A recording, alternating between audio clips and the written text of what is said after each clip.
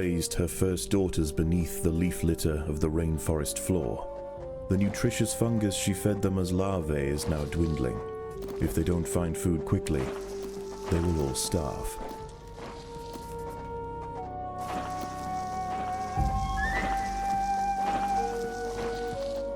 The juicy grubs nearby are a staple meal for many underground opportunists, but for now at least, they will go ignored. This budding Atacephalotus leafcutter colony has only one viable source of food, and it must be collected above ground.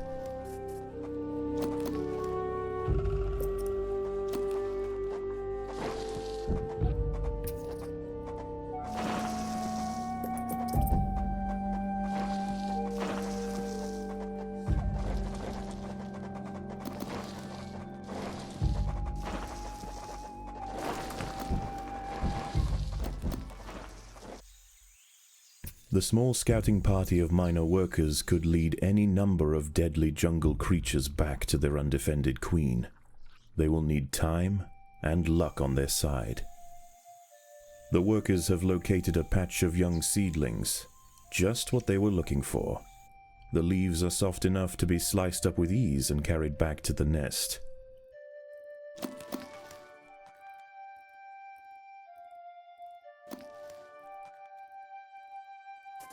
The harvested leaf chunks are not eaten directly.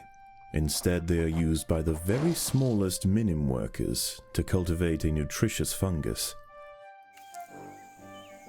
A brightly patterned jumping spider, Casviridae purpureus, has subdued one of the workers.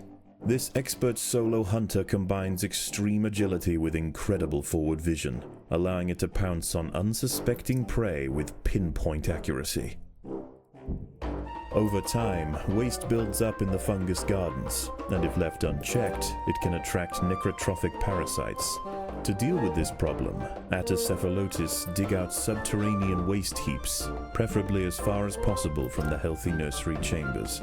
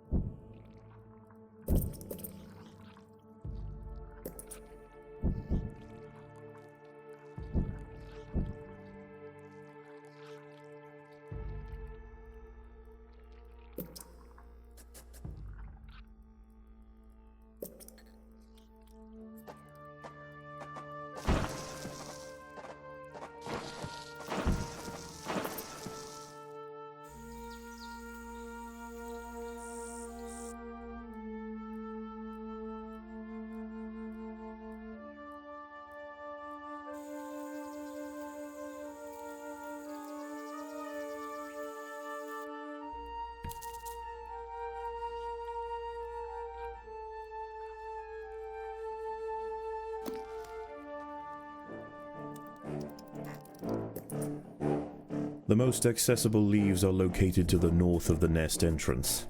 However, another atta colony has already laid claim to them. The close proximity of these nests places the two colonies in direct competition with one another. Time will tell which has the potential to grow into a great empire, and which will submit to the unforgiving law of the undergrowth.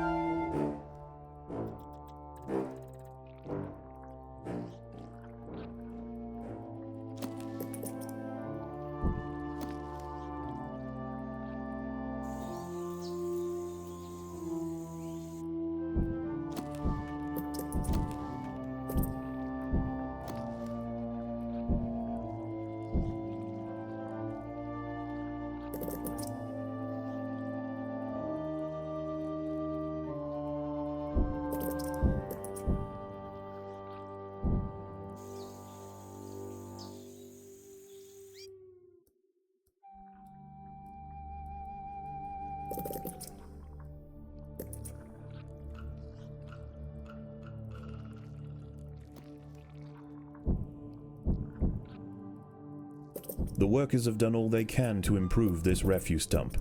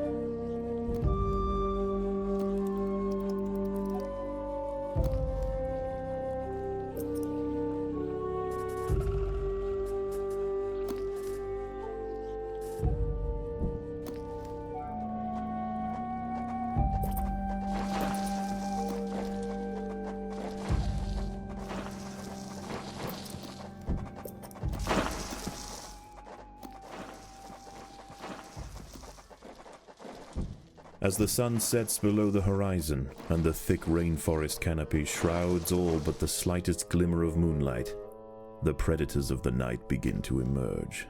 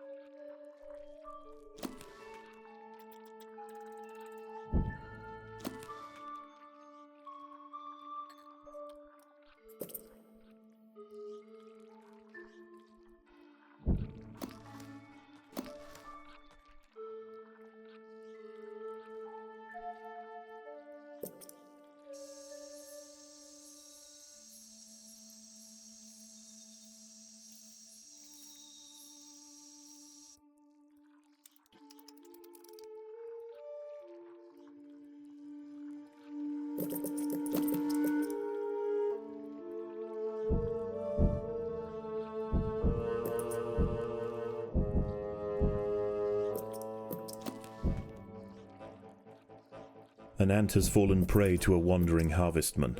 Its long, slender legs keep its vulnerable body elevated high above the leaf litter, and when threatened, it can release strong-smelling odors to deter other predators. A stern response will be needed to drive this striding nuisance away.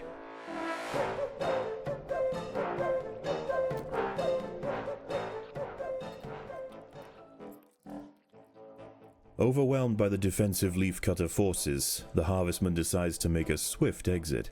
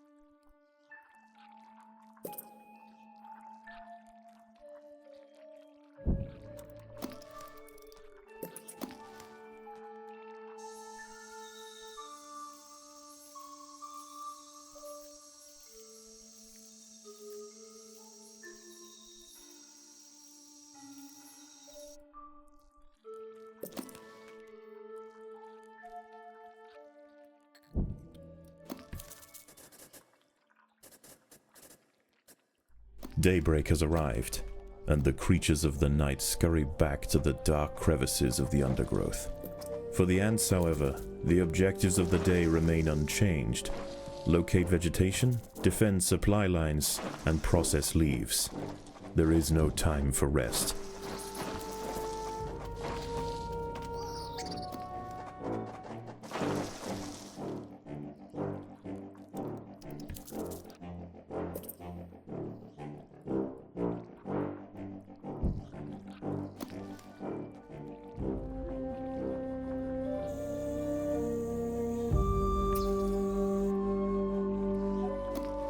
The leafcutters have raised their first major ant. Its swollen head is filled with muscle to power its crushing jaws. Few stand against it in combat and escape unscathed. This champion warrior will make a fine addition to the colony.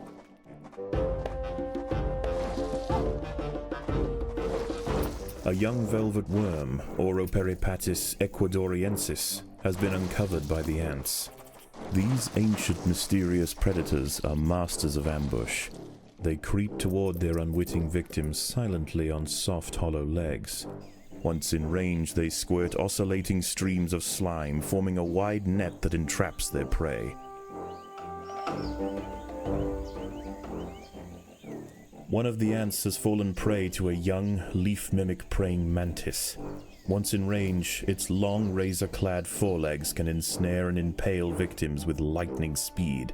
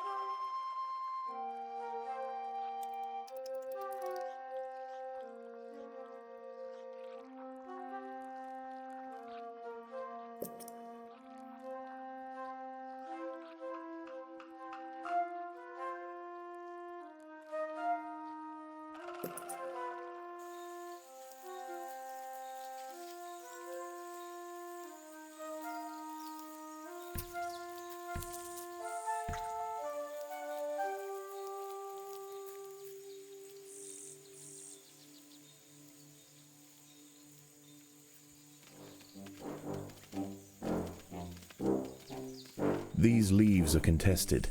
The leafcutters will generally not attack unless provoked, but today there's too much at stake. Only a strong show of force will deter the opposing colony.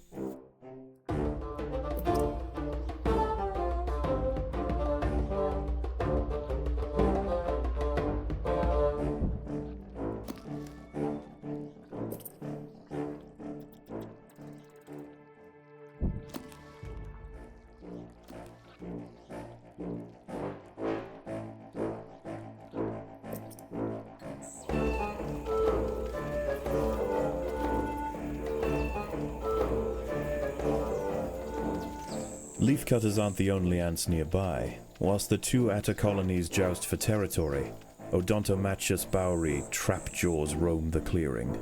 They can be found hunting alone or in small packs for vulnerable invertebrates to take back to their nest. They use snapping jaws to bludgeon their targets, exerting 300 times their body weight in a single blow. The opposing leafcutters have retreated from one of their harvesting sites. They may have been easily startled this time, but they'll soon be back, and in greater numbers.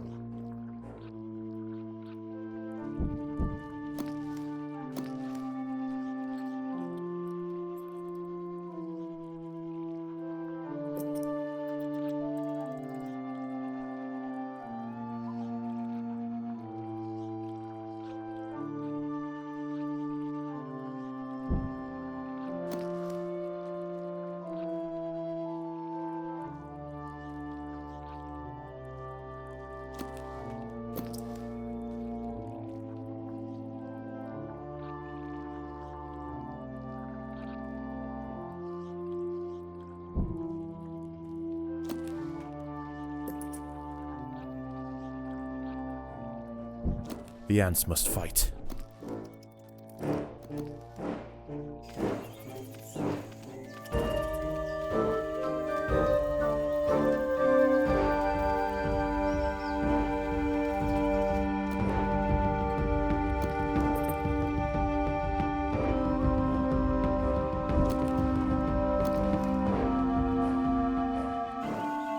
The opposing atta colony has retreated from one of its sites to the northwest, leaving unguarded foliage ripe for the picking.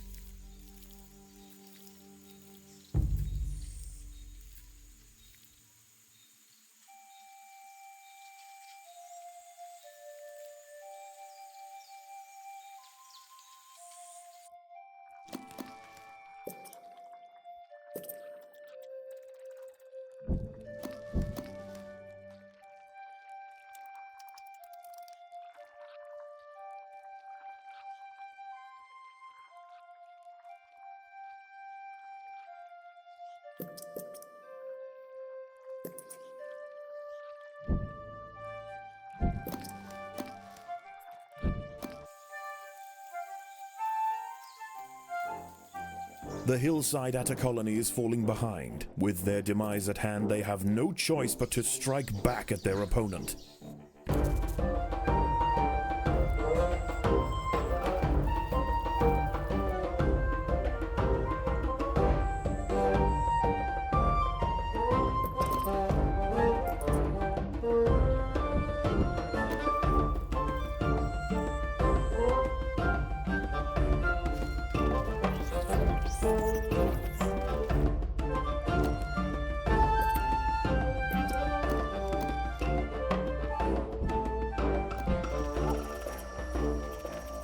Night falls, and under the cloak of darkness, velvet worms, bush crickets, and harvestmen emerge from their hiding places.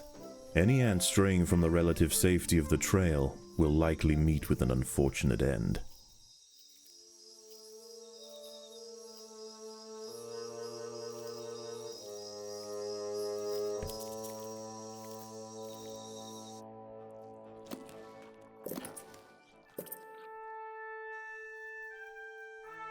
The ants have subdued their rivals and achieved dominion over the clearing. As the competition